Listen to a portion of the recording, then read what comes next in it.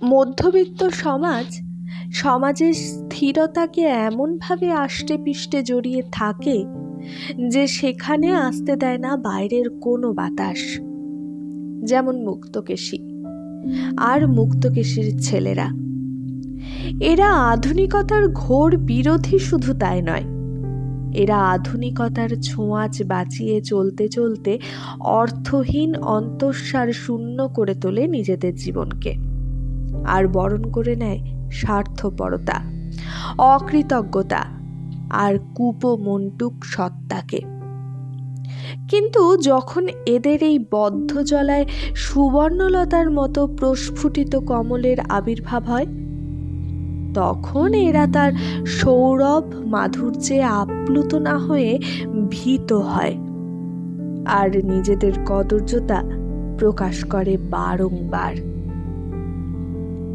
নমস্কার শ্রোতা বন্ধুরা, আমি আবার কথা মতো হাজির হয়ে গেছি সুবর্ণলতার আজকের পর্ব নিয়ে। শুরু হচ্ছে সুবর্ণলতা 14 অধ্যায়। মুটের মাথায় ফলের ছোড়া, আঙুলের ফাঁকে ঝোলানো বড় দুটো কলার ছড়া। যোগু এসে পিসিমার দরজায় হাঁক পারল, পিসি গো পিসি। কে রে, যোগু নাকি? মুক্তকেশী জপের মালা হাতেই বেরিয়ে আসেন। হ্যাঁ গো হ্যাঁ, তা নইলে এ বাজখাই গলা আর কার হবে? যোগু চৌকাঠের বাইরে দাঁড়িয়েই কথা সারে। ও সর্বনাশ, এতখানি বেলা হয়ে গেল, এখনো তুমি মালা ঠকঠকাচ্ছ? পুণ্যির ছালা রাখবে কোথায়? মুক্তকেশী এ প্রশ্নের উত্তর না দিয়ে বলেন, কি ব্যাপার, এত কলা কিসের? কলা তোমার ভাই বউয়ের ছেঁড়ার দৌড়। বলে ছড়া দুটো একবার দুলিয়ে নিয়ে যোগু মহোৎসাহে বলে, কি আকড়া গন্ডায় বাজারি পড়ল, মাত্র 2 ছড়া কলা, 3 গন্ডা পয়সা। মুক্তকেশী মুখ বাঁকিয়ে বলেন, ঠকিয়েছে তোকে, আমি আনা পিছু ছড়া আনি নিত্যি। বলি, এত ফল কি হবে রে? বললাম তো, তোমার আদরের ভাজ শ্যামা সুন্দরীর ছেড়াদ্দ। মা গো শ্যামা মা, মাতৃনাম উচ্চারণে অপরাধ নিও না মা। সিন্নি হবে গো সিন্নি। শ্যামা সুন্দরী দেবী যে মামলা জিতেছেন, কাল রায় বেরিয়েছে। সত্যনারায়ণের সিন্নি মানা ছিল, তাই শোধ হচ্ছে আজ। যেও সন্ধেবেলা, সেই কথাই বলতে এলাম। মা ঠাকরুন পই পই করে বলে দিয়েছেন। মুক্তকেশী যাকে বলে বিস্ময় বিস্ফারিত লোচনে বলেন, মা জিতেছে, তার মানে তুই হেরেছিস? তা শ্যামা সুন্দরী দেবী জিতলেই আমাকে হারতে হবে, এ তো পড়েই আছে কথা। বাদী প্রতিবাদী সম্পর্ক যে দিন রাত্রির মতো, এ আছে তো ও নেই, ও আছে তো এ নেই। মুক্তকেশী বিরক্ত কণ্ঠে বলেন, থামা ব্যাখানা। বলি, হেরে মোড়ে আবার থোতামুখ ভোতা করে মায়ের মানতি পুজোর নৈবেদ্যর জোগাড় দিচ্ছিস? যোগু অসন্তুষ্ট স্বরে বলে, ওই জন্যেই তোমার সঙ্গে মাঝে মাঝে বিরোধ হয় আমার পিসি। বলি, আমি জোগাড় করে দেব না তো কোন জম এসে দেবে? আর ককুড়ি বেটা আছে তোমার ভাজের? আবার তো কাল ভোরবেলা তাকে নিয়ে ছুটতে হবে কালীঘাটে। পূর্বজন্মে কত মহাপাতক ছিল, তাই এক পুত্তুর হয়ে জন্মেছি। যেও তাহলে। যোগু চলে যাচ্ছিল। মুক্তকেশী হাতের ইশারায় দাঁড় করিয়ে হাতের মালা কপালে ঠেকিয়ে বলেন, দেখ, সত্যনারায়ণ কাঁচা খোকা দেবতা, তার নাম করে অন্যায্য উপরোধ করিসনি। আমার বাপের বংশধরকে বঞ্চিত করে বউ ড্যাং ড্যাং করে মামলা জিতে সিন্নি দেবে, আর আমি সেখানে পেন নাম ঠুকতে যাব? আমার বাড়ির এক প্রাণীও যাবে না। যোগু আরো অসন্তোষের গলায় বলে, এই দেখো, আমি পারবো ড্যাব ডিবিয়ে খেতে, আর তুমি পারবে না? বলি, ঠাকুরটা তো আর ওনার খানা বাড়ির খানসামা নয় যে ওকেই পুণ্য ফলটুকু ধরে দেবে। ওগো বৌমারা, একখানা ঘোড়ার গাড়ি ভাড়া করে ঝি সঙ্গে করে শাশুড়িকে নিয়ে যেও সন্ধেবেলা। মামি শাশুড়ি বলে দিয়েছে ভারী ঘটার সিন্নি, ভাইরাও যদি পারে তো যাই যেন। চললাম, অনেক কাজ, বড় লোকের কন্যের আহ্লাদ মেটাতে মেটাতেই। চলে যেতেই সেজ বউ মুখ বাঁকিয়ে বলে, ভাসুর গুরুজন বললে অপরাধ, তবে ও বাড়ির বর ঠাকুরের বুদ্ধির বালায় নিয়ে মরতে ইচ্ছে করে। হাসবো না কাঁদবো? কোথায় ছিল সুবর্ণলতা? কট করে বলে ওঠে, এ বাড়ির কর্তারা যদি ও বাড়ির বর ঠাকুরের পায়ের নখের যোগ্যও হতেন, তাহলে দুবেলা তাদের পা ধোয়া জল খেতাম। সেজ বউ অনেক দিন মেজদির সঙ্গে বাক্যালাপ বন্ধ রেখেছিল। আজ মেজদি যখন ভাঙল সেটা, তখন আর উত্তর দিতে বাধা রইল না। বলে উঠল, কি বললে মেজদি?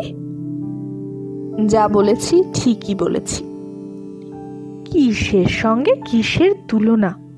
ও বর ঠাকুর তো মানুষের আকৃতিতে একটি, যা গুরুজন, বলবো না কিছু। সেই যে কথায় বলে না, কিসেই আর কিসেই, সোনায় আর শিসেই। তোমার তুলনাটা তেমনই। ঠিকই বলেছ সেজবু, সোনা আর শিসেই তুলনাটাই ঠিক। তবে কে সোনা কে শিসে, সেটাই প্রশ্ন।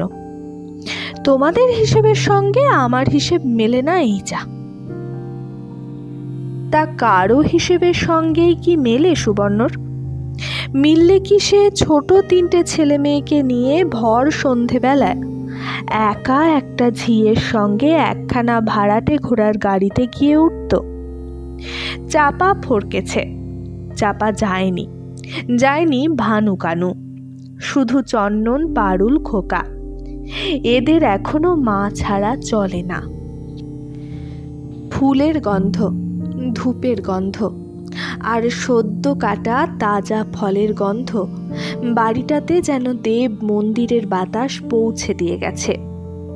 আর দরজা থেকে সুনিপুণ আলপনার রেখা যেন তার সুষমাময় স্বপ্ন নিয়ে অপেক্ষা করছে দেবতার আবির্ভাবের। কি অপূর্ব, কি সুন্দর, কি অনাস্বাদিত এই স্বাদ! সুবর্ণর মনে হলো কোনো এক স্বর্গলোকের দরজায় এসে দাঁড়িয়েছে সুবর্ণ। মুক্তকেশী তীর্থ করেন বাড়ি থেকে বেরিয়ে বেরিয়ে। মুক্তকেশী মানতী পুজো দেন দেব মন্দিরে গিয়ে গিয়ে। মুক্তকেশীর ঘরে এমনভাবে দেবতার আহ্বান নেই। থাকার মধ্যে আছে শুধু বছরে বার কয়েক সূতিকা ষষ্ঠীর পুজো। কিন্তু তাতে কি এমন মোহময়, সৌন্দর্যময় আর সৌরভময় পরিবেশের সৃষ্টি হয়? সুবর্ণ এই সুরভিত বাতাসের সুযোগে আচ্ছন্ন হয়ে আস্তে ভেতরে ঢোকে। শ্যামাসুন্দরী সস্নেহে বলেন, এসো মা, এসো। দাদা দিদিরা এসো ভাই। থাক থাক, দূরে থেকে প্রণাম করো বৌমা। ঠাকুরজি কই? সুবর্ণ মৃদু স্বরে বলে, আসতে পারলেন না। আসতে পারলেন না? শ্যামাসুন্দরী বিস্ময় আর বিরক্তির সঙ্গে বলেন, সত্যনারায়ণে আসতে পারলেন না? তোমার আর সব জায়গা? ওরাও বোধহয় আসতে পারবে না। বোধহয়টা বাহুল্য। পুরো একখানা গাড়িতে সুবর্ণ 3টে মাত্র কাচ্চা বাচ্চা নিয়ে এসে গিয়ে আর কারো আসার প্রশ্ন নেই। শ্যামাসুন্দরী বলে ওঠেন, পারবে না, না আসবে না? বুঝেছি, এসব ঠাকুরজির নিষেধ। আসবে না আমার বাড়ি। সুবর্ণ ভদ্র গলায় বলে, তা কেন, আমি তো এলাম। বুদ্ধিমতী শ্যামাসুন্দরী বোঝেন এখানে বিরুদ্ধ মন্তব্য চলবে না, বুঝে অবশ্য প্রীতই হন। বউয়ের পক্ষে এটা সদ্গুণ।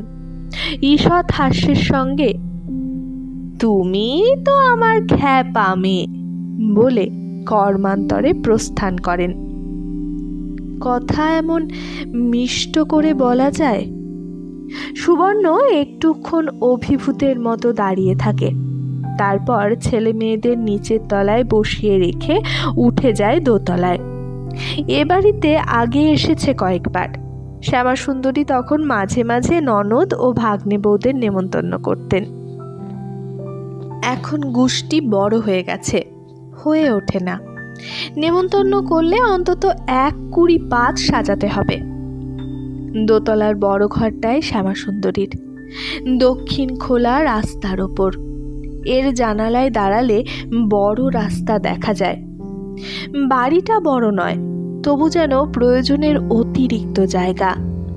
দোতলায় ওই রাস্তার দিকটা বাদে আরও 2খানা ঘর, সামনে টানা দালান। কিন্তু যোগুর আবার ভূতের ভয়, একা ঘরে শুতে পারে না। তাই বড় ঘরটায় মা ছেলে দুজনের বিছানা পাতা হয় সরু সরু 2টো চৌকিতে। শ্যামাসুন্দরী বলেন, তোর যা নাক ডাকে, ভয় পাবার কথা আমারই। তুই নিজের ঘরে শোকে না বাবা, আমি শেষ রাত্রিরে উঠে একটু ঠাকুর দেবতার নাম করে বাঁচি। যোগু বলে, কেন? আমি ঘরে থাকলে তোমার ইষ্ট দেবতাও ভয় খাবে? অতএব এদিকের ঘর 2টো শেকল তোলা থাকে। মামলায় কে জিতবে এ নিয়ে 2 মায়ে বেটায় বিছানায় শুয়ে শুয়ে তর্ক বিতর্ক চলে। তর্কের শেষে অবশ্য যোগুরই জয় হয়, কারণ সে শেষ রায় দেয়। ভগবান যদি থাকে তো জিত আমারই, বুঝলে? বিষয়টা আমার বাপের, তোমার ঠাকুরদার নয়। শ্যামাসুন্দরী সে কথা অস্বীকার করতে পারেন না, আবার ভগবান নেই এই কথাও বলা চলে না। সুবর্ণ অবশ্য মা ছেলের সেই অপূর্ব বাক্য বিনিময়ের কথা জানে না, শুধু 2টি সরু চৌকি দেখে মুগ্ধ হলো। পূর্ণিমা তিথি, জানালা দিয়ে চাঁদের আলো এসেছে। ঘরের মেঝেই কালো কালো গড়াদের ছায়া। দোতলায় এখন কেউ নেই, কাজেই হ্যারিকেন লণ্ঠন 2টো নিচেই নামিয়ে নিয়ে যাওয়া হয়ে গেছে। আধো অন্ধকার আধো আলো। শূন্য ঘরখানায় দাঁড়িয়ে হঠাৎ মনে হলো সুবর্ণর সে যেন অন্য কোনো জগতে এসে পড়েছে। নির্জনতার বুঝি নিজস্ব একটা সত্তা আছে, আর সে সত্তা অলৌকিক সুন্দর। অনেকগুলো লোকের উপস্থিতি কি ক্লেদাক্ত, বিশ্রী। কত বড় দুঃসাহস দেখিয়ে সে একা এভাবে চলে এসেছে সে চিন্তা মনে আসে না। ফিরে গেলে কপালে কি লাঞ্ছনা জুটবে সে চিন্তা করতে ভুলে যায়। শুধু লক্ষ্যহীন দৃষ্টিতে রাস্তার দিকে তাকিয়ে থাকতে থাকতে ভাবে সুবর্ণ, অনন্তকাল ধরে যদি এমনই দাঁড়িয়ে থাকতে পেতাম, এমনই চলমান পথিকের স্রোতের দর্শক হয়ে দাঁড়িয়ে থাকা। সুবর্ণ কেন ওই রাস্তার হেঁটে যাওয়া লোকদের একজন হলো না? সুবর্ণ কেন মেয়ে মানুষ হয়ে জন্মালো? আমার কপাল, তুমি একেনে? পিছনে হরিদাসীর কণ্ঠে ভাঙা কাশি ঝনঝনিয়ে ওঠে। হ্যাঁ গো মেজ বৌদিদি, তোমার আক্কেলটা কি? নিচেই ভচ্চা জেচেছে, পুজো বসে গেছে, পাড়াপড়শিতে ঘর বোঝায়, ছেলেপুলোকে ফেলে রেখে এসে তুমি এখানে ভূতের মতো দাঁড়িয়ে আছো। আদারের ভয় লাগে না গো? ভয় আবার কি? পৃথিবীর মাটিতে নেমে আসা সুবর্ণ অপ্রতিভ হয়ে বলে, বেশ তো, তুই আমায় ডাকিসনি যে? ডাকিনি আবার, কত দেখছি। শেষে তাড়াতাড়ি নেমে আসে সুবর্ণ, আর এসেও চোখ জুড়িয়েই যায়। সত্যনারায়ণ ব্রতর আয়োজন কি সত্যি এর আগে দেখেনি সুবর্ণ? দেখেছে, পাড়াপড়শির বাড়ি কদাচ। বাড়ি শুদ্ধ সকলে ভিড় করে গেছে, নিজেদের চ্যাঁ ভ্যাতেই ত্রাহি ত্রাহি লেগেছে। এখানে সকলেই বেশ গিন্নিবান্নি, শ্যামাসুন্দরীর বান্ধবী কুলি সম্ভবত। শান্তভাবে বসে আছেন যুক্ত করে। ধূপ ধুনো চন্দন ফুল চৌকি মালা ঘট পট সব মিলিয়ে দেবতা যেন সত্যই একটি সত্তা নিয়ে বিরাজ করছেন। আশ্চর্য, সুবর্ণর ছেলে মেয়েরাও তো এখানে দিব্যি চুপ করে জোর হাতে বসে আছে, অথচ ওরাই দলে মিশে যেন অন্য অবতার। ঠেলা ঠেলি হাসাহাসি অসভ্যতা লোলুপতা, এই তো মূর্তি ওদের। পরিবেশই মানুষকে ভাঙে গড়ে। পুরোহিত পুঁথি খুলে গলা ঝেড়ে কথা শুরু করেন।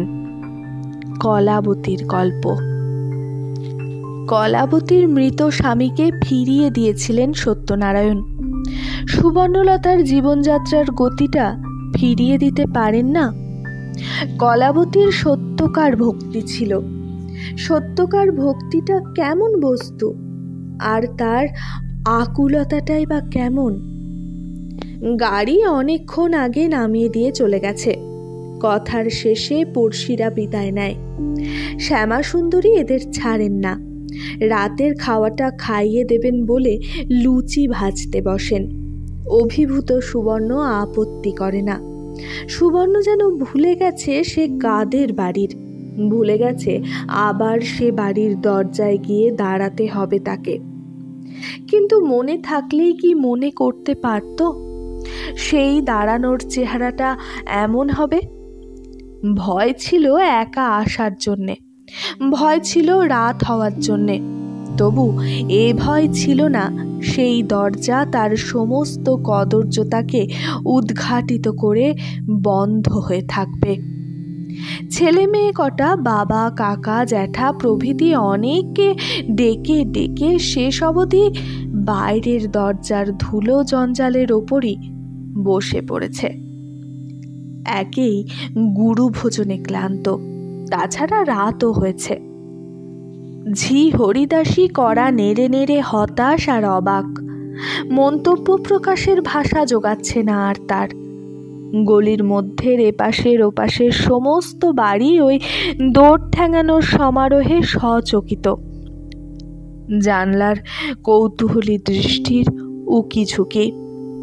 শেষবারের মতো দরজায় প্রচণ্ড একটা ধাক্কা দিয়ে হরিদাসী পরাজিতের সুরে বলে, আমার দ্বারা আর হবে না মেজ বৌদি, আর দাঁড়াবার ক্ষমতা নেই। বেশি আত্মীর হলে বাড়িওয়ালি আবার সদর কপাট বন্ধ করে দেয়। তোমার সঙ্গে গিয়ে ভেলা বিপদ হলো দেখছি। তোমার মাসি শাউরির যে আবার আদর উতলে উঠল, লুচি ভেজে খাওয়াতে বসলো।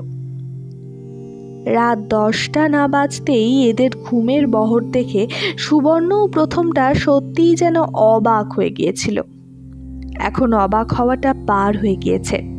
তারপর মনে পড়ল ভাসুর এখন উপস্থিত নেই। মেজবোন সুবালার বরের অসুখ শুনে খবর নিতে গেছেন তার গ্রামে। এসব কর্তব্য সুবোধই করে থাকে। তাছাড়া সুবোধ বাড়িতে থাকলে যে বাড়ি শুদ্ধ সবাই এমন করে ঘুমে পাথর হয়ে যেতে পারত না সেটা নিশ্চিত। সুবর্ণ আরক্ত চক্ষু মেলে বলে, তোমার রাত হয়ে যাচ্ছে হরিদাসী, বাসায় যাও। হরিদাসী দোদুল্যমান মনকে রাশে এনে বলে, শোনো কথা, আজ দুপুরে এই কুচো কাচা সমেত তোমাকে আস্তায় দাঁড় করিয়ে রেখে নিশ্চিন্ত হয়ে বাসায় যেতে পারি? হলো কি এদের? কেউ নিদুলি মন্তর দিল নাকি? সামনের বাড়ির বসাককর্তা অনেকক্ষণ সহ্য করে এবার রণাঙ্গরে নামেন।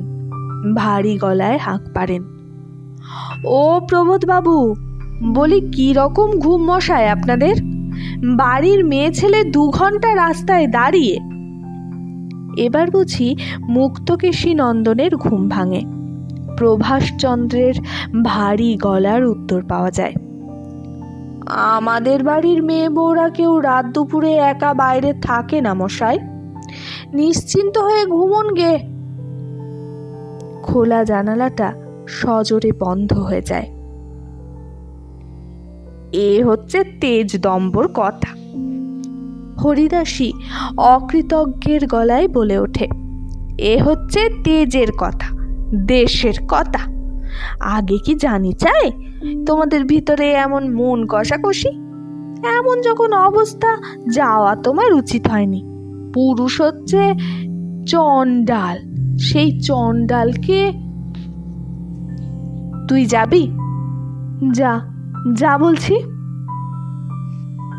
হরিদাসী বিরক্তভাবে বলে, ও মা, দেখো একবার, যার জন্যে চুরি করি সেই বলে চোর। বেশ যাচ্ছি, এই ধরো তোমার সিন্নির পেশাদ। ও তুই নিয়ে যা। আমি নিয়ে যাব কি গো, এ যে একেনের জন্য দিল মামিমা। ঠিক আছে, তুই না নিস, রাস্তায় ফেলে দিকে যা। দুগ্গা দুগ্গা। হরিদাসী সভয়ে প্রসাদটা মাথায় ঠেকিয়ে বলে, হিন্দুর মেয়ে হয়ে। এই খানিক আগে নগদ 4 গন্ডা পয়সা বকশিস দিয়েছে মেজ বৌদি, তাই মুখে বেশি বলে না, মনে মনে বলে, সাথে আর গোষ্ঠী শুদ্ধ লোকে তোমার নিন্দে করে। বসাককর্তা বয়সে প্রবীণ, তবু রাত দুপুরে একা সুবর্ণর কাছে যেতে তার সাহস হয় না। গৃহিণীর সাহায্য নেন। বসাক গৃহিণী নেমে এসে করুণা ঢালা সুরে বলেন, ইস, ছেলে পুলে যে ঘুমিয়ে পড়েছে দেখছি, রাস্তার ওপর ধুলোয় মাখামাখি। ব্যাপার কি মেজ বৌমা, একা কোথায় গিয়েছিলে? মেজ বৌমা নিরুত্তর। বসাক গৃহিণী আরও মমতা ঢালেন, বুঝেছি, রাগারাগির ব্যাপার, কিন্তু যতই যা হোক, রাত দুপুরে বউ ছেলেকে পথে বসিয়ে রেখে দৌড় দিয়ে ঘুমোবে? এমন দুর্দান্ত রাগ। কোথায় গিয়েছিলে? বাপের বাড়ি বুঝি? মেজ বৌমার বাপের বাড়ি বস্তুটা যে কোন পর্যায়ে আছে সেটা পাড়ার কারোরই অবিদিত নেই। তবু ও ছাড়া আর কিছুও মনে পড়ল না মহিলাটির। সুবর্ণ এবার কথা কয়, স্থির গলায় বলে, না। তাহলে? বোকা হলেও চন্দনটা ইদানিং খুব কথা শিখেছে। সে ঘুম চোখেও বলে ওঠে, মামি ঠাকুমার বাড়ি সিন্নি ছিল, তাই নেমন্তন্ন গিয়েছিলাম। মামি ঠাকুমার বাড়ি? বসাক গৃহিণী ক্রমশই কৌতূহলাক্রান্ত হন। তোরা একা গিয়েছিলি? আর কেউ যায়নি? ঠাকুমা? না। মেয়েটার চোখের ঘুম ছেড়ে আসে, বলে, না, মামি ঠাকুমা যে মোকদ্দমা জিতেছে, ঠাকুমা যাবে কেন? বসাক গৃহিণীর আর ব্যাপারটা হৃদয়ঙ্গম করতে দেরি হয় না, কারণ মুক্তকেশীর ওই ভাজ বনাম ভাইপোর মামলাটা জানতে কারো বাকি নেই। 7 বছর চলছিল। বসাক গৃহিণী বুঝতে পারেন, গম্ভীরভাবে বলেন, তা তোরা গেলি যে? তা জানি না, মা গেল তাই। দিদি দাদা মেজদা তো যায়নি। দিদি বলেছিল যেখানে ঠাকুমা যাচ্ছে না সেখানে। চন্দন, চুপ করবি? মায়ের ধমকে চমকে চুপ করে যায় চন্দন। সঙ্গে সঙ্গে বসাক গৃহিণীর করুণার প্রসবনও শুকিয়ে যায়।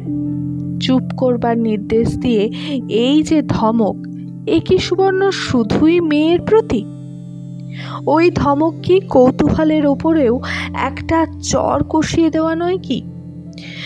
পড়শিনীর ঘরের এই অদ্ভুত কেচ্ছাটা সম্পর্কে কৌতূহল তার হয়েছিল, হবেই তো, যা নয় তাই কাণ্ড।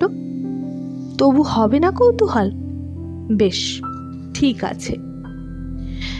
গম্ভীর গলায় বলেন, থাক মেজ বৌমা, তোমাদের ঘরের কেলেঙ্কার শুনবার দরকারও নেই, আমার প্রবৃত্তিও নেই। তবে যা দেখছি আজ রাতে আর দরজা ওরা খুলবে না, তা কুচো কাচা নিয়ে সারা রাত পথে পড়ে থাকবে?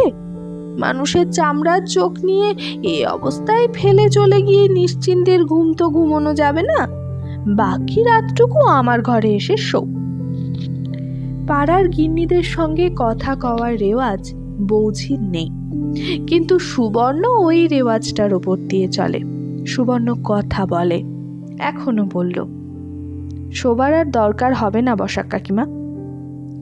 বসাক গৃহিণী তবু টলেন না, সুবর্ণর একটা হাত ধরার চেষ্টা করে বলেন, আচ্ছা না শো, নয় বসেই থাকবে, তবু তো একটা আচ্ছাদনের নিচে। তোমার দরকার নেই, ছানাপোনা কটার দরকার আছে, এভাবে পড়ে থাকলে রাতের মধ্যে নিমুনি হবে যে।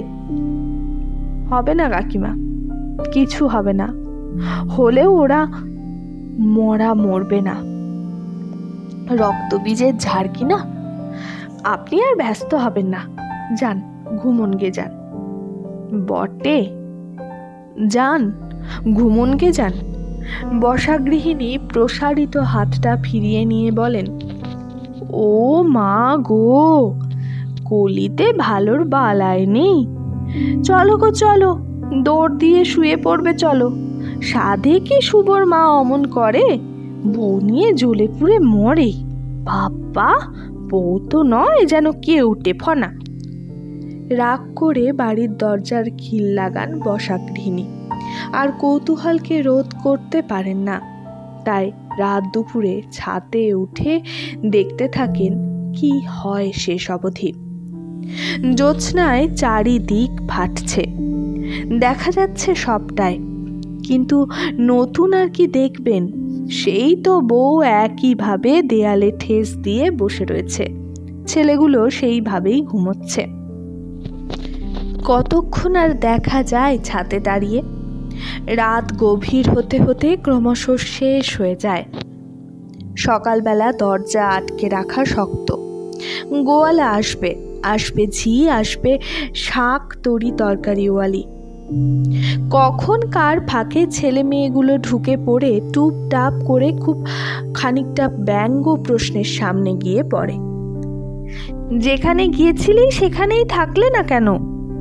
এ প্রশ্ন করতে থাকে সেজো কাকা, ছোট কাকা, আরও ভাই বোনেরা। তারা অপ্রতিভ হয়ে বলতে চেষ্টা করে, তোমরা এমন ঘুমোবে জানলে তাই থাকতাম। কিন্তু সে তো ওরা। সুবর্ণলতাও কি খোলা দরজার সুযোগে আবার ঢুকে পড়ল? না, সুবর্ণকে ধরাধরি করে তুলে নিয়ে যেতে হলো মুক্তকেশী আর তার মেজ ছেলেকেই। উপায় কি? কথাতেই তো আছে, দৌড়ের মরা ফেলবি তো ফেল। মরা অবশ্যই নয়, মরা এত সোজাও নয়। মরণ এত সহজ হলে মানব হৃদয়ের ইতিহাসের রক্তাক্ত অধ্যায়গুলো তো লেখাই হতো না। সুবর্ণলতা মরেনি, শুধু শক্ত কাঠ হয়ে গিয়েছিল। ডাক্তারে যাকে বলে মূর্ছা, আর বিজ্ঞ পরিজনেরা বলে আদিক্ষেতা। এত বড় আদিক্ষেতার পরও কিন্তু ভয়ানক রকমের অদ্ভুত কিছু ঘটল না। হ্যাঁ, সেই এক আশ্চর্য রহস্য। হয়তোবা এই গলিটা নিতান্তই গলি, আর গলির বাসিন্দারা নেহাতি মধ্যবিত্ত বলে তাদের জীবনের সব লীলাগুলোই ওই মধ্যপথে হারিয়ে যায়, চরমে পৌঁছাতে পারে না। তা চরমও জানে না এরা, পরমও বোঝে না। তাই সেই চিরাচরিত করা মন্তব্য, বিস্ময়াহত মন্তব্য আর তীব্র তিরস্কার, ব্যাস, তার বেশি কিছু নয়। যেন বড় একটা আয়োজন করে ফেসে যাওয়া। আর সুবর্ণ, সে তো বেহায়া, তাই সে জ্ঞান হয়েই বলে, তুলে আনতে মাথার দিব্যি দিল কে? লোকলজ্জা? তা সে লজ্জা তো ঘুচেই গিয়েছিল। পাড়া শুদ্ধ সকলেই তো জেনে ফেলেছিল এ বাড়ির মেজ বউ কুলের বার হয়ে গিয়েছিল। শেষ হলো সুবর্ণলতা চতুর্দশ অধ্যায়। আজকের দিনে দাঁড়িয়ে এমন নির্মম, এমন কদর্যতা দেখে আমরা কি আশ্চর্য হই? হয়তো হই, হয়তো হই না। হয়তো আজকের দিনে দাঁড়িয়েও এ ঘটনা বর্তমান। সে প্রসঙ্গ আজ থাক। সুবর্ণলতার জীবন থেকে আমরা অন্তত একটা ধারণা পাই। পুরুষতন্ত্র বলে আমরা যতই দাগিয়ে দিই, যতই সেখানে বিষয়বস্তুকে সহজ করে ফেলি, এই পুরুষতন্ত্রের প্রকৃত ধারক কিন্তু নারীরাই। মুক্তকেশী অমন না হলে হয়তো তার ছেলেরাও অন্যরকম হতো। যেমন হয়েছে যোগু। শ্যামা সুন্দরী ছেলের মধ্যে যে মূল্যবোধ, যে মানবিক সত্তা দিতে পেরেছেন, মুক্তকেশী তার 4 ছেলের মধ্যে দিতে পারেননি। কারণ মুক্তকেশীর সে মূল্যবোধ নেই। তাই মুক্তকেশীর ছেলেরা এমন নির্লজ্জ, এমন বেহায়া। শুরু হচ্ছে সুবর্ণলতা পরবর্তী পর্ব, ৫ম পর্ব। সুবর্ণর লজ্জা নেই, কিন্তু সুবর্ণর বিধাতার বোধ করি কিছু পরিমাণ লজ্জা অবশিষ্ট ছিল। তাই হঠাৎ একটা নতুন ঢেউ আনিয়ে কটা দিনের জন্যে অন্তত ভাসিয়ে নিয়ে গেলেন সুবর্ণকে। তৎক্ষণাৎ আবার ভাতের হাঁড়ির ধারে পাঠিয়ে দিলেন না তাকে। হঠাৎই প্রকাশচন্দ্র দেশের মহামারীর খবর নিয়ে এসে আছড়ে পড়ল। প্লেগ, আবার প্লেগ। যে প্লেগ কবছর যেন আগে শ্মশান করতে বসেছিল দেশটাকে। কলেরা বসন্ত তবু ভালো, কিন্তু প্লেগ, ওরে বাবা, সাক্ষাৎ জম। পালাও পালাও, যে যেখানে পারো পালাও। দক্ষিণের লোক উত্তরে এসো, পূবের লোক পশ্চিমে। চলল সেই ছোটাছুটি।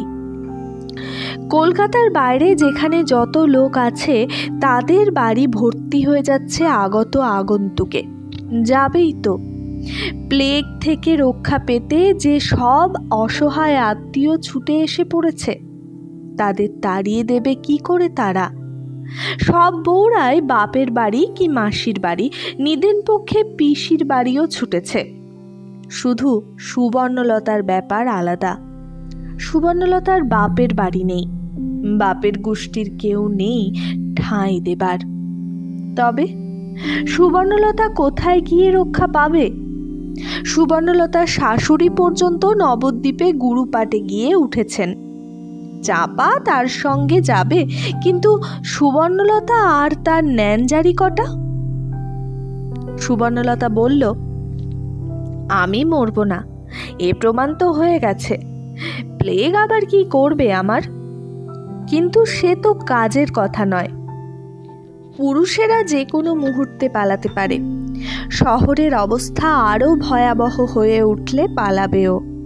অফিস কাছারিও তো খোলা থাকবে না আর বেশি দিন, তালা পড়ল বলে।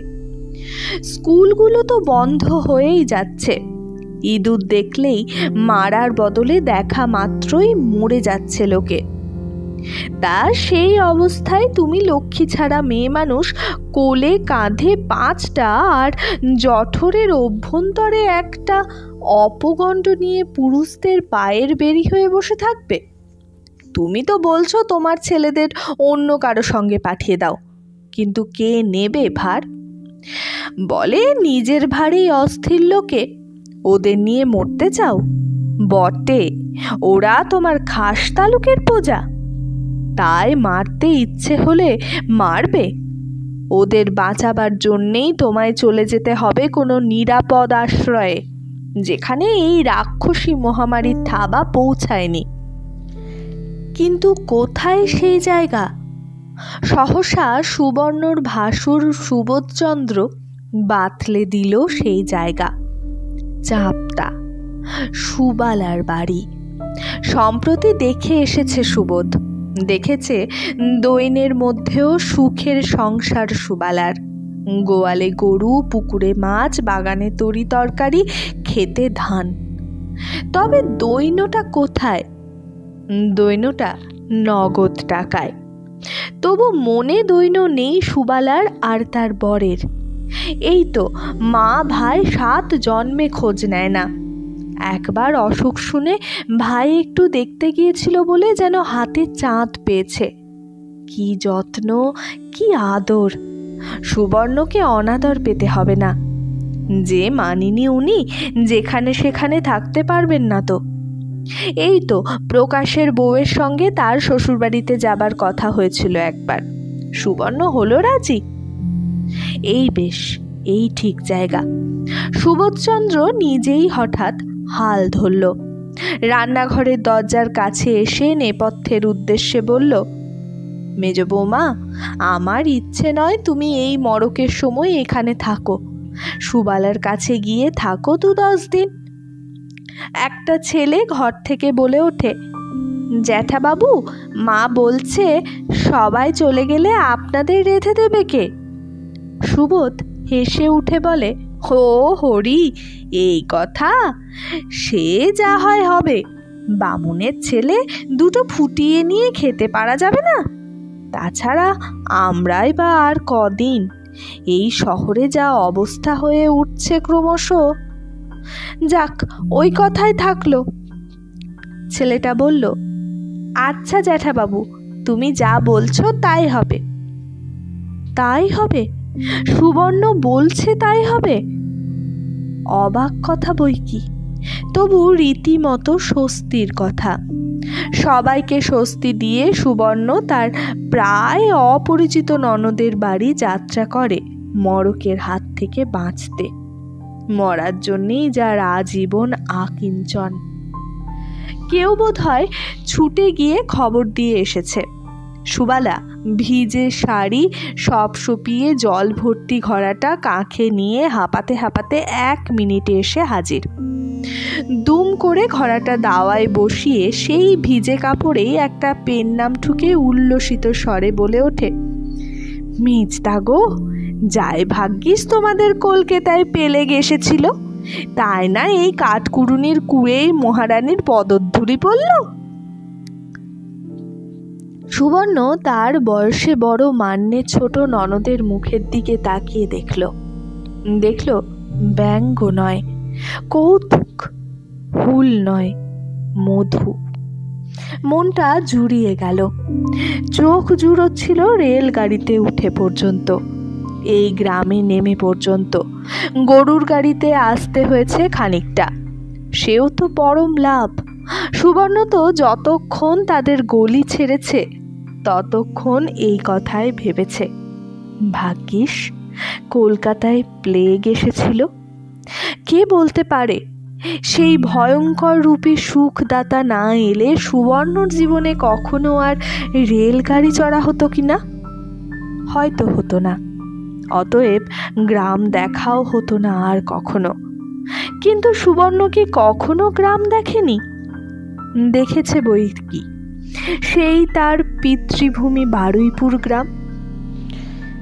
সেও এমনই ছায়া সুশ্যামল নিভৃতে শীতল বাংলার পল্লী গ্রাম। কিন্তু সুবর্ণর স্মৃতিতে সে ছায়া কেবল অন্ধকার, সে শ্যামলিমায় দাবদাহ। হায়, সুবর্ণ যদি সেবার গ্রীষ্মের ছুটিতে বাবার সঙ্গে ঠাকুমার কাছে যাব বলে না নাচত। সুবর্ণর দেখা গ্রামের স্মৃতিতে সুবর্ণর জীবনের অভিশাপ জড়িত। তবু এই মাঠ, পুকুর, ফল বাগান, ছোট ছোট ঝোপঝাড় সব কিছু তার সবুজের সমারোহ আর শীতলতার স্পর্শ নিয়ে সুবর্ণকে যেন মায়ের স্নেহের স্বাদ যোগাচ্ছিল। খাস কলকাতার বউ না হয়ে সুবর্ণ যদি এরকম এক গ্রামের বউ হতো।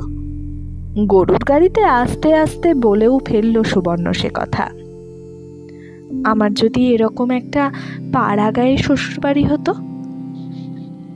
প্রবোধচন্দ্র অবশ্য সঙ্গে সঙ্গে মোহভঙ্গ করিয়ে দিতে বিদ্রূপ হাস্যে বলেছিল, বলো কি, তোমার মতন আলোকপ্রাপ্তার এই পচা পাড়া গায়ে পোষা তো? এখানের মেয়েরা স্বপ্নেও কখনো দেখেছে বউ মানুষ বসে খবরের কাগজ পড়ে, বউ মানুষ রাত দিন মুখে মুখে তর্ক করে, বউ মানুষ দেশের কথা ভেবে মাথা গরম করে? সুবর্ণ দৃপ্ত কণ্ঠে বলেছিল, দেখেনি দেখতো। তাহলে আর ভাবনা ছিল না। সে বউকে ঢেকিতে ফেলে কুটতো। শহরের দোতলায় পায়ের ওপর পা দিয়ে বসে থাকার সুখ জুটলে সবাই অমন পা রাখার শোভা দেখতে পায়। ঘাড়ে কাপড় কাচতে কাচতে আর ঢেকিতে পাড় দিতে দিতে জান নিকলে যেত। সুবর্ণ মৃদু তীক্ষ্ণ হাসির সঙ্গে বলেছিল, তেমন নিকললে একটা সুবিধে তো রয়েছেই, দিঘি পুকুর, ঝাঁপ দিলেই নিশ্চিন্ত। প্রবোধচন্দ্র সহসা স্ত্রীর একটা হাত চেপে ধরে বলে উঠেছিল, তোমায় এখানে আনা দেখছি ঠিক হয়নি। সর্বনেশে মেয়ে মানুষ তুমি, তোমায় বিশ্বাস নেই। ছোট ছেলেমেয়েরা সকৌতুকে দেখছিল বাবা মার হাত ধরেছে। 10-11 বছরের ভানু কানু দুই ভাই যেন লজ্জিত। সুবর্ণ সেটা অনুভব করে আস্তে হাতটা ছাড়িয়ে নিতে চেষ্টা করে, কিন্তু প্রবোধ ছাড়ে না। ভয়ানক আতঙ্কিত গলায় বলে, তুমি এই আমার গা ছুঁয়ে দিব্যি করো, ওসব দুর্মতি করবে না। সুবর্ণ মৃদু হেসে বলে, দুর্মতি যদি করি এই পৃথিবীর সঙ্গে তো সব সম্পর্কই চুকে যাবে। গা ছুঁয়ে দিব্যির আর কি মূল্য থাকবে? প্রবোধচন্দ্র আহত হয়ে হাতটা ছেড়ে দিয়ে বলে, ও তাই বটে, তুমি তো আবার সম্পর্কটা যে জন্ম জন্মান্তরের সে কথা মানোই না। তুমি মানো? সকৌতুকে প্রশ্ন করে সুবর্ণ। প্রবোধ সতেজে বলে, হিন্দুর ছেলে হয়ে জন্মেছি, মানব না? সবই মানি। আচ্ছা, তাহলে তো এ কথাও মানো অপঘাতে মলে ভূত পেতনি হয়? আলবাত মানি, না হলে আর শাস্ত্রে বলতো না অপঘাতে অনন্ত নরক। তবেই তো। সুবর্ণ হেসে ওঠে, আমি ধরো অপঘাতে মরে অনন্ত নরকে পড়ছি, তুমি মহত্তর বলে স্বর্গে গিয়ে ইনদত্ত করছো। তখন তখন ওই জন্ম জন্মান্তরের সম্পর্কটার গতি। কুতার্কিক মেয়ে মানুষের সঙ্গে কেউ কথায় পারে না বলে রাগ করে মুখ হাড়ি করে বসেছিল প্রবোধ। কিন্তু সুবর্ণ তা নিয়ে বিচলিত হয়নি। সুবর্ণ দেখছিল গাছপালার ফাঁকে ফাঁকে ছোট ছোট মাটির কুঁড়ে, তার সামনের উঠোনে তুলসী মঞ্চ, পিছনে গোয়াল, উঠোনগুলি মাটি লেপা, গোয়ালগুড়ি খড়ের চালের, ছবির মতোই সুন্দর। এই সৌন্দর্যকে লালন করছে তো গ্রাম তার হৃদয়রস দিয়ে। চোখ জুড়িয়ে যাচ্ছিল, তবু মনের মধ্যে ছিল একটা তীক্ষ্ণ প্রশ্ন, যেখানে যাদের কাছে যাচ্ছে তারা নিকট আত্মীয় হলেও দূরত্বের ব্যবধান অনেকখানি। সুবর্ণরা তো 7 জন্মেও ওদের নাম মুখে আনে না। সুখের সময় তাদের বিস্মৃত হয়ে থেকে অসুবিধের সময় গলায় এসে পড়া, এর চাইতে নির্লজ্জতা আর কি আছে? মেজ ননদ যদি সেই নির্লজ্জতার দিকে আঙুল বাড়িয়ে দেখায়, যদি বলে, কি গো এখন বুঝি দায়ে পড়ে রায়মশায়, দরকারে পড়ে বোন? বলা তো অসম্ভব নয়। যে কেউই এ অবস্থায় বলতে পারে এ কথা, তার ওপর আবার সুবালা মুক্তকেশীর মেয়ে। কিন্তু মুক্তকেশীর মেয়ে মুক্তকেশীর মতো মুখে মুখে উপযুক্ত জবাব দেবার জন্যে তৎপর হলো না। সে উল্লাসে পুলকে বলে উঠল, ভাগ্যিস পেলে গেসেছিল, তাই মহারানীর পদধূলি পড়ল। কান জুড়িয়ে গেল সুবর্ণর, জুড়িয়ে গেল প্রাণ। সুবর্ণর আবির্ভাবে কেউ পুলকিত হচ্ছে, এ অনুভূতিটা নতুন। সুবর্ণ এর স্বাদ জানে না। সুবর্ণ জানে সুবর্ণর আবির্ভাবও নেই, তিরোভাবও নেই। সে যেখানে বিরাজিত সেটা তার নিত্যধাম। জানে তার এই নিত্যধামের চারপাশের বায়ুমণ্ডল সমালোচনার প্রখর তাপে তপ্ত থাকবে, আর তার মাথার উপরের আকাশ আর পায়ের নিচের মাটি সর্বদা স্মরণ করিয়ে দেবে, তোমাকে আচ্ছাদন দিয়েছি এই ঢের, তোমাকে দাঁড়াতে দিয়েছি এই যথেষ্ট। সুবর্ণ, তুমি এলে, কি আনন্দ, কি সুখ! এ ভাষা সুবর্ণর জন্য নয়, অথচ জগতের দিনাতিতম দিনের জন্যেও আছে এ ভাষা। ভিখারিনী মাও প্রার্থনা করে, নবমী নিশি গো, তুমি আর পোহায়ো না। সুবর্ণর জন্যে এ প্রার্থনা নেই। সুবর্ণ কি মূল্যহীন! সুবর্ণ মূল্যবান হবার সৌভাগ্য থেকে চিরবঞ্চিত। সুবর্ণর মূল্য ধার্য হয়েছে শুধু একটা অভ্যাস মলিন শয্যায়। সেখানে সুবর্ণর জন্য আগ্রহের আহ্বান অপেক্ষা করে, কিন্তু সে আগ্রহ কি প্রেমের? সে আহ্বান কি পুরুষের? তা নয়, সে শুধু অভ্যাসের নেশা। তাই সে আহ্বান সুবর্ণর চেতনাকে বিদ্রোহী করে, স্নায়ুদের পীড়িত করে, আত্মাকে ছিন্ন করে। তাই সুবর্ণর মূল্য কি জানে না সুবর্ণ। তাই এক যৌবন থাকতে পৌঢ়া, খেটে খেটে শীর্ণ, শ্রীহীন মেয়ের এই খুশিটুকু সুবর্ণর প্রাণ জুড়িয়ে দেয়। প্রবোধ বলে, তা পড়ল পায়ের ধুলো, কিন্তু এই 50 ক্রোশ দূরে থেকে চিনে তো ফেলেছিস ভাজটিকে। মহারানী বটে, এখন মহারানীর মেজাজ বুঝে চলতে নাজেহাল হ। আহা, এখনই নয়, যাওয়া আসা নেই তেমন, তা বলে কি দেখিনি আমি ওকে? সুবালা পায়ের দিকের শাড়িটা নিংড়ে নিংড়ে জলটা ফেলতে ফেলতে বলে, আমার মা জননীর হাতে পড়লে শিবও বাদর হয়ে ওঠে। গুরুজন নিন্দে করছি না, তবে বুঝি তো। সুবর্ণ অবাক হয়ে তাকায়। ওই হাতে পায়ে শির ওঠা, শীর্ণ মুখ, পাতলা চুল, প্রায় বাসন মাজা ঝিয়ের মতো চেহারার মানুষটার মধ্যে এমন স্বচ্ছ পরিচ্ছন্ন দৃষ্টিশক্তি! সুবর্ণকে বুঝতে পারেও। প্রবোধ অবশ্য অবাক হয় না, হেসে বলে ওঠে, শালুক চিনেছেন গোপাল ঠাকুর। তা যাক, বোনাইকে দেখছি না যে। দেখবে কোথা থেকে, এখন যে মর্নিং স্কুল, ছেলে ঠ্যাঙাতে গেছে সেই প্রাতঃকালে উঠে।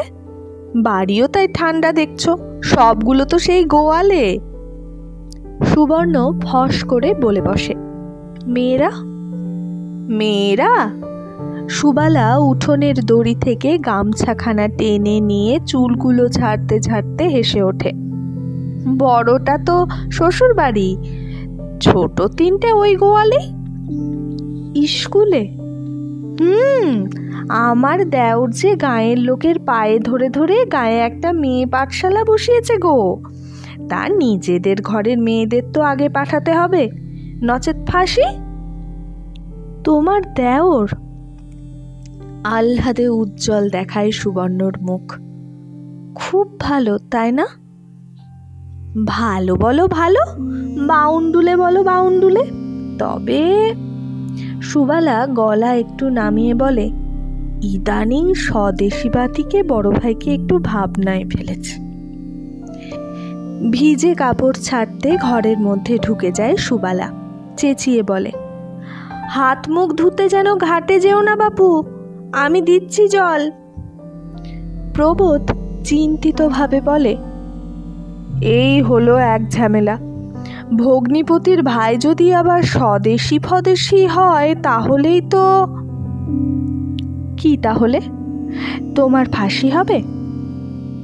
আমার কথা হচ্ছে না। তোমাদের রেখে যাব, পুলিশকে তো জানো না, পচা গণ্ডগ্রামের বাঁশঝাড়ের ভেতর থেকে, পুকুরের পাকের নিচ থেকে আসামিকে টেনে বার করে। কলকাতার রাজরাস্তা থেকেও করছে। আমরা তো আর কেউ ওই সব গোয়ার তুমির মধ্যে মেতে যায় না। বলে গোলমালের টু শব্দটি উঠলে সে পথ দিকে হাঁটি না। সাবধানী প্রবোধ আপন সাবধানতার মহিমায় স্ফীত হয়। সুবর্ণ এখন আর তর্ক করতে বসে না। সুবর্ণর মনের মধ্যে স্পন্দিত হতে থাকে একটা স্বদেশী বাতিক ছেলেকে দেখতে পাবে সে। কত বড় সেই দেওর, বিয়ে হয়েছে, ঘর সংসারী? মনে হয় না। সুবালা বলেছে বাউন্ডুলে। এরপরই সুবালা আতিথ্যের ধুম লাগায়। মাজা ঝকঝকে গাড়ুতে জল এনে দেয় হাত মুখ ধুতে। বড় বড় ফুল কাঁসার রেকাবিতে করে ঢেলে দেয় মুড়ি, নারকেল কোড়া, নাড়ু। ভাইপো ভাইজিদের সযত্নে কাছে টেনে টেনে খাওয়ার জন্য পিড়াপিড়ি করে। আর তারপরই বলে ওঠে, ওই যে আমার দেওর আসছে, এই খবরদার কেউ পেন নাম করতে যাবি না, পেন নাম করা দেখতে পারে না দু চক্ষে। পেন নাম করা দেখতে পারে না দু চক্ষে, এও এক অভিনব ভাষা, যা সুবর্ণর কানকে আর একবার শীতল করে, হয়তোবা মুখটাকেও দীপ্ত করে। কিন্তু প্রবোধের কাছে এই আগ্রহদীপ্ত মুখমণ্ডল অবশ্যই প্রীতিকর হয় না, হবার কথাও নয়। প্রবোধের মনে হয় ছেলেদের কটা দিন তাদের পিসির কাছে রেখে সুবর্ণকে নিয়ে চলে যায়। কে জানতো যে সুবালার সংসারে আবার এরকম একটা সাংঘাতিক জীব আছে। স্ত্রীকে এরকম একটা বাউন্ডুলে পরপুরুষের কাছে রেখে চলে যাওয়ার থেকে তাকে জমের মুখে তুলে দেওয়াও ভালো। একেই তো নিজের মনের কাছে নিজের দিকের বাটখারাটা তার হালকা। সুবর্ণর মন যে তার নাগালের অনেক উঁচুতে তার জানতে বাকি নেই প্রবোধের। কোনো মতে আগলে আগলে রেখে বয়সকালটা পার করে দেওয়া এই পর্যন্ত। কিন্তু সেই কালটার ঠিক নির্দিষ্ট সীমারেখাটা কি? 12 বছরের মেয়ে সুবর্ণর, আর 5টা ছেলে মেয়ে তার নিচে।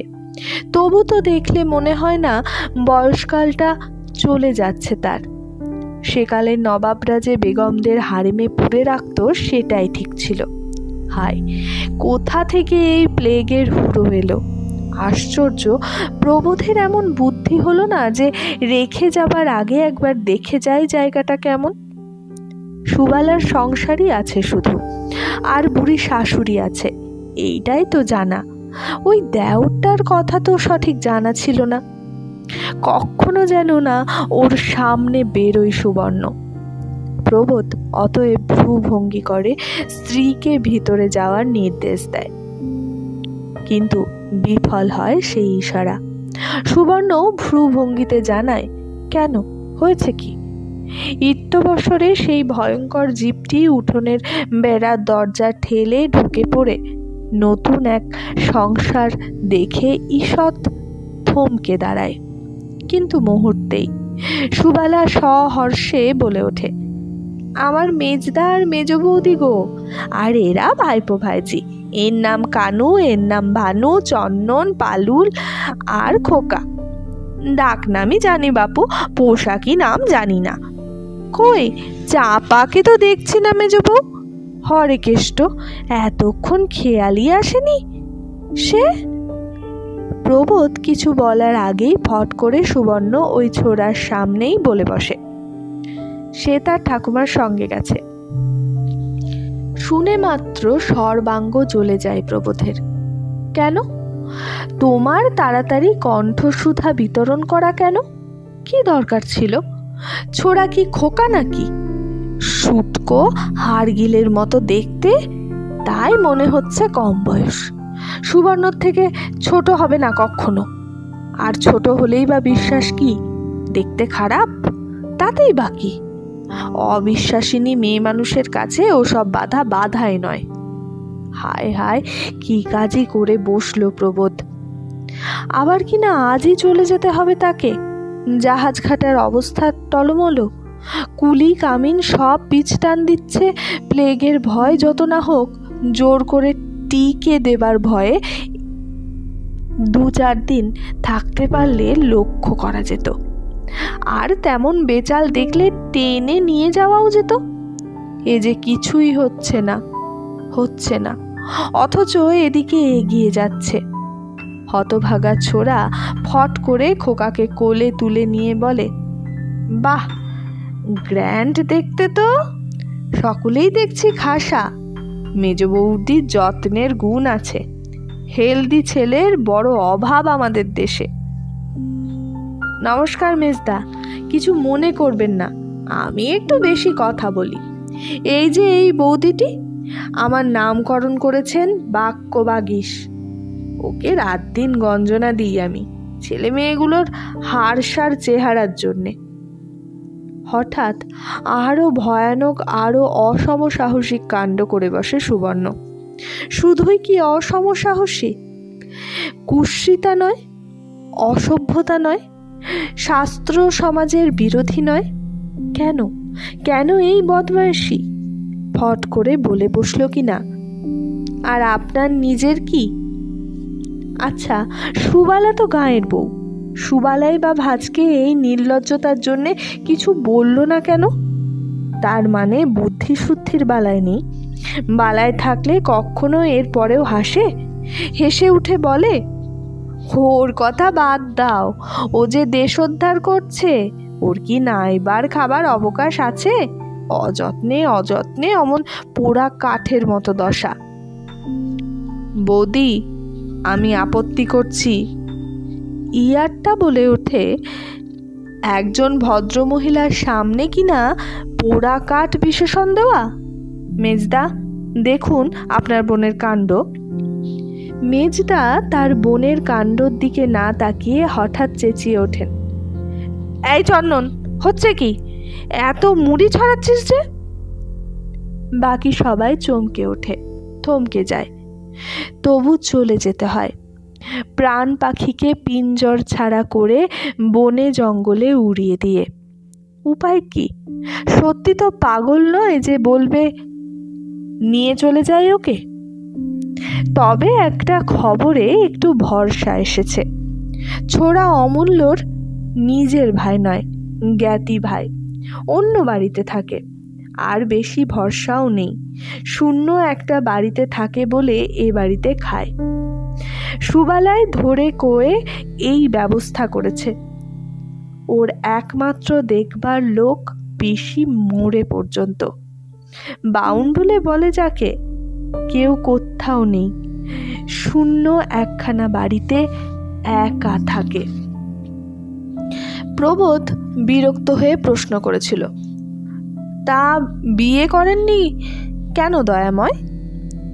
সুবালা দাদার রাগে হেসেই খুন, হরে কেষ্ট, ও বিয়ে করবে তো দেশ স্বাধীন করবে কে? ফাজলামি। বলি, আজ না হয় তুই ওর ভাত রাখছিস, চিরকাল পরের ঘাট দিয়ে চলবে? সুবালা আহত হয়, সুবালা গম্ভীর হয়, বলে, পর বললে পর, আপন বললে আপন, তবে কদিন ভাত রাখতে পাবো ওর? তাই বা কে জানে কোন দিন যে জেলের ভাত খেতে হয়, এই ভয়ে কাঁটা হয়ে আছি। প্রবোধের নিজের বোনকেও আদিক্ষেতার জাহাজ মনে হয়। জ্ঞাতি দেওরকে নিয়ে এত আদিক্ষেতা? আরও বিরক্ত স্বরে বলে, আর সেই লোককে বাড়িতে আসতে দিচ্ছিস? সুবালা অবাক হয়, আসতে দেব না? কাকে? অম্বিকা ঠাকুরপোকে? কি যে বলো মেজদা! তা তোর না হয় আদর কর্তব্য উতলে উঠল, বলি অমূল্যর হাতে দড়ি পড়লে? সুবালা বিচলিত হয় না, বলে, নিয়তি ছাড়া পথ নেই মেজদা। সে নিয়তি থাকলে। আগুনে হাত ডুবিয়ে যদি বলি নিয়তি থাকলে পূর্বে, তবে আর বলবার কিচ্ছু নেই। প্রবোধ প্রায় খিচিয়ে ওঠে, তবে কাজটা ভালো হচ্ছে না। এ বাড়িতে ওর যাতায়াত কমা, খাওয়া দাওয়ার ব্যবস্থা অন্যত্র করতে বলতে হবে। সুবালা হেসে ওঠে। সুবালা ওর পূজনীয় মেজদার কথা অমৃতং বালভাষিতং হিসেবে গণ্য করে। তাই সুবালা আর তর্ক না করে বলে, পাগল হয়েছ? ওকে খাওয়াতে হয় ধরে বেঁধে, 3 বেলা না খেলে ওর খেয়াল থাকে না। তবে আর কি, কেতার্থ? প্রবোধ বলে। তোমরা নিজের কপালেও তেঁতুল গুলছো, ছেলেপুলেদেরও ক্ষতি করছো। ওই রকম একটা ব্যাড এক্সাম্পল চোখের সামনে। সুবর্ণ এতক্ষণ ভাই বোনের এই তর্ক বিতর্ক স্নেহ আলাপের মাঝখানে কথা বলেনি। এইবার বলে উঠল, বলল, চোখের সামনে একটা কুদৃষ্টান্ত নয়, বরং মহৎ আদর্শ।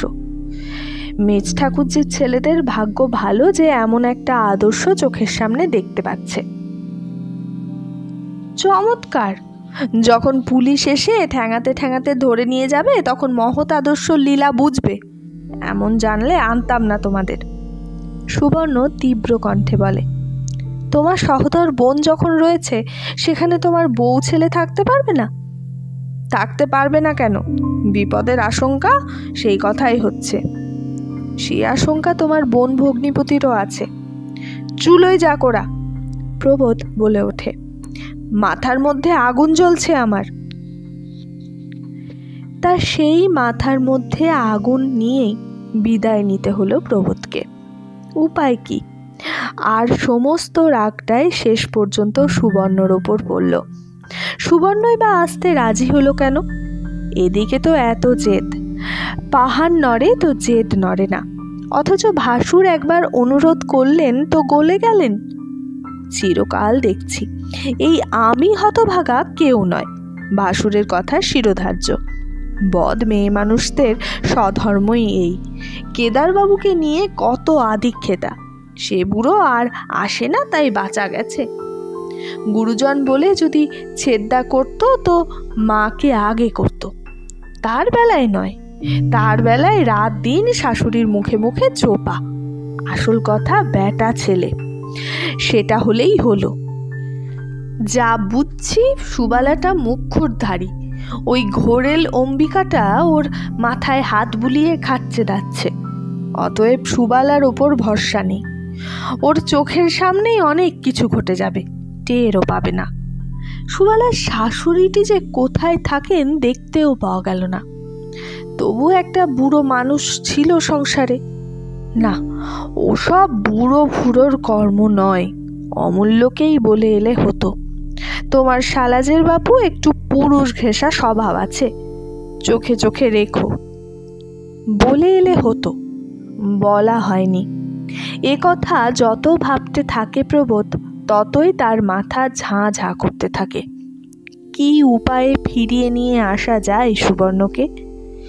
ভগবান, প্লেগকে যদি আবার তোমার ভাণ্ডারে ফিরিয়ে নিয়ে যেতে না পারো তো তোমার এই ভক্ত প্রজা প্রবোধকে প্লেগ দাও।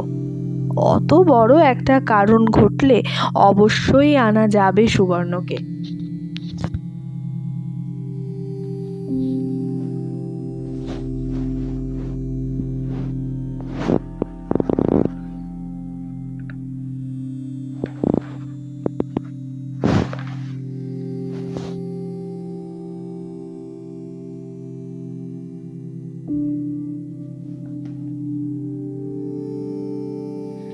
সন্দেহবাতিক প্রবোধচন্দ্র কি সত্যিই এই পরিস্থিতিতে সুবর্ণলতাকে রাখতে পারবে সুবালের বাড়ি? আজ এই পর্যন্তই। আগামী সপ্তাহে ফিরছি পরবর্তী পর্ব নিয়ে। আর আপনাদের মতামত কমেন্টের মাধ্যমে অবশ্যই জানাবেন, তাহলে আমার খুব ভালো লাগবে। কেমন লাগছে সুবর্ণলতা?